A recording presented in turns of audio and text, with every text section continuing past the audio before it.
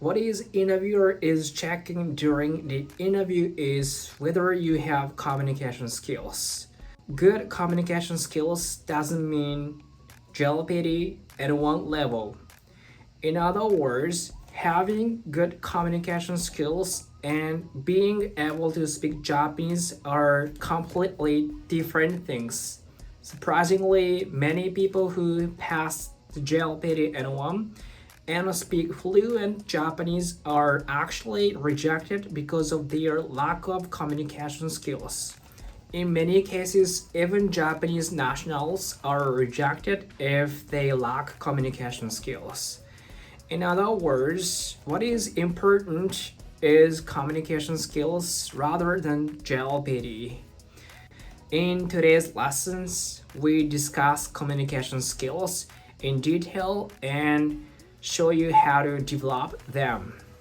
So, what are communication skills?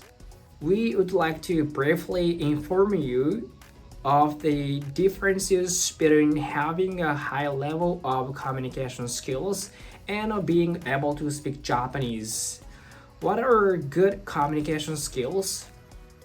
It is the ability to understand the intent of the other person's questions and to answer in short, clear manner.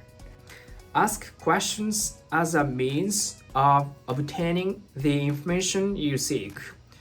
Why did the other person ask these questions? What does the other person want to know through these questions? If you can answer the questions from the other person's point of view, you are considered to have good communication skills. The point is not to answer questions off the mark. On the other hand, what is being able to speak Japanese?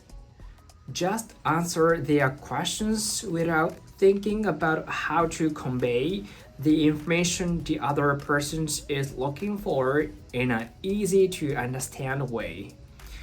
In response to the other person's questions, you end up talking a lot about things you are not asked, and in the end, they don't know what you are trying to say. The kind of person a company wants to hire is someone who understands the intent of the question correctly and can answer the question in a short, easy to understand manner. Are you able to consider the intent of the other person's questions and communicate only the information they are seeking in a short, easy to understand manner? If not, that's okay. Let's learn the method I'm going to share with you, which is also commonly used by Japanese in business situations. Number 1. Convey a conclusion. Provide a short, clear answer to the question first. Number 2. Explain the reason in detail. After the conclusion, provide a short, clear explanation of why you think so. Number 3. Conclusion again. Conclude with a conclusion such as, so, that's why. Let's use an example of the question asked in an interview and compare good and bad way. So first, self-introduction. In self-introduction, tell your name, country of origin, and your current job. Let's compare good and bad example. Good way. 本日はお時間をいただきありがとうございます。日本から来ました田中太郎です。これまで5年間モバイルアプリを開発してきました。どうぞよろしくお願いいたします。This example is very simple and makes it easy to understand what kind of work you have done. In your self-introduction, it is not necessary to explain your job in detail because you will be asked questions about your job later. You can explain it detail there. Then let's look at some bad example.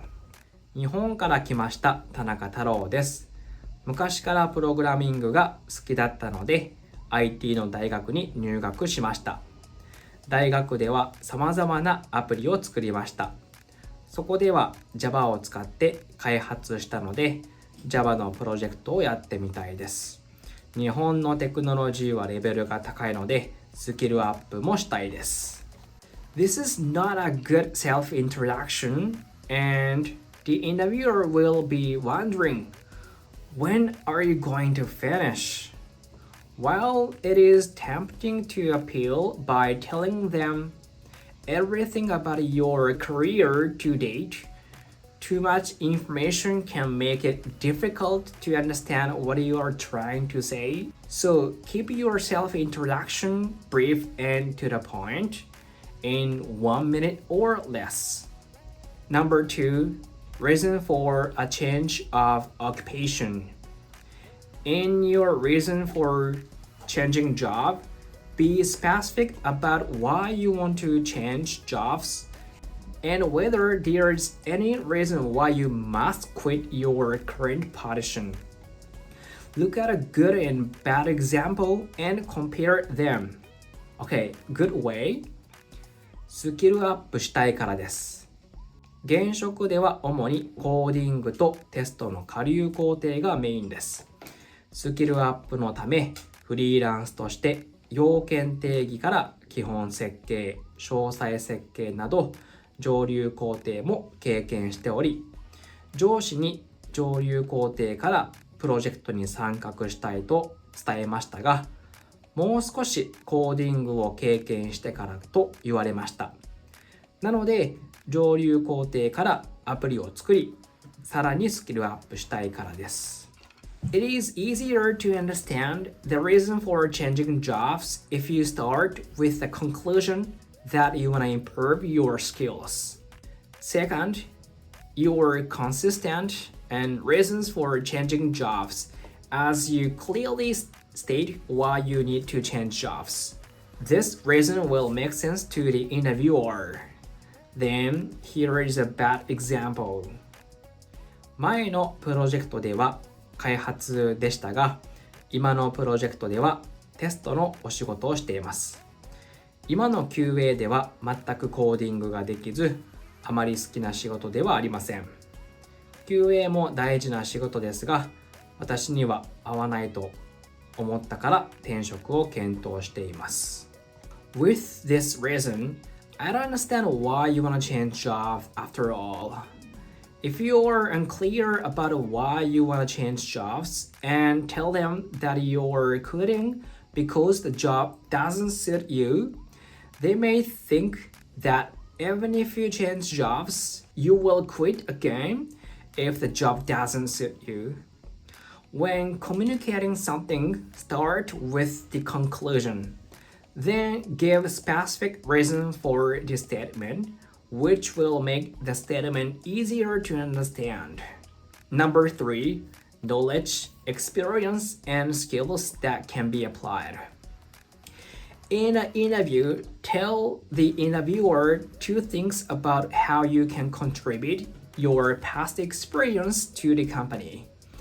And by telling the basis for your contribution along with it, you can make a convincing appeal. Again, be careful not to give too much information to get job offer, or you will end up not knowing what you are trying to say. Let's compare good and bad example. Okay, good example. 5年間フルスタックエンジニアとして開発してきた経験を、そして日本語だけでなく英語も話せるのでグローバルに貢献したいです。前職では開発だけでなくリーダーとしてコードレビューやタスクアサインなど部下のマネジメントも担当しておりました。タイトなスケジュールでもチーム一丸となり、問題が起きてもミーティングでアイデアを出しながらリリースすることができました。御社でも開発だけでなくマネジメント経験を生かして将来は PM として働きたいと考えております。By communicating how you can contribute your past experience at the beginning of the sentence to the company, it'll be easier for others to understand. In addition, by including your own actual experience, evidence, the sentences will be more convicting. It is difficult to show everything in interviews, and it is also extremely difficult for the interviewer to assess a candidate's skills in a few interviews. Therefore, when you appeal to the public, you should include your own personal experience, which will serve as a basis for your story and make your story more compelling. Then here is a bad example. 前職ではフロントエンドの開発をしていました。現在はバックエンドの開発を担当しており、上流工程での開発をメインに担当しております。これまでの経験を生かして御社に貢献したいです。This example conveys that you have experience, but without a detailed explanation, what programming languages did you use to develop the product? What phase are you involved in?